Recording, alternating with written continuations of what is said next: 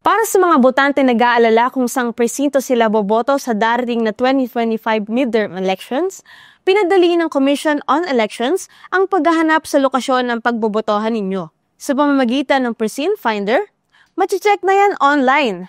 Pumunta lang sa precinctfinder.comelec.gov.ph at piliin kung saang lokasyon ka boboto, kung local or overseas. Pagkatapos nito, hihingan ka ng mga personal na impormasyon gaya ng buong pangalan, birthday, at place of registration.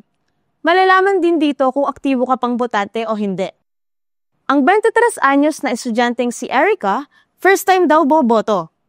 At first time ding nasubukan ang Precinct Finder. Sobrang convenient na gawa ng hindi magiging hassle at hindi ka matatagalan maghanap ng precinct number mo. Importanteng eksakto ang mga impormasyong ilalagay sa online verifier.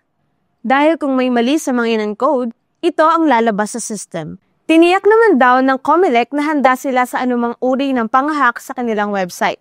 Lalo't ito na rin ang naging target ng ilang hacker noong mga nagdaang eleksyon. Dagdag ng komisyon, pwedeng gawin ng Precinct Finder kahit pa sa cellphone. Hakbang daw ito ng COMELEC para mapadali ang paghahanap ng presinto ng mga botante. KZ Marasigan, CNA Digital Media and Public Affairs.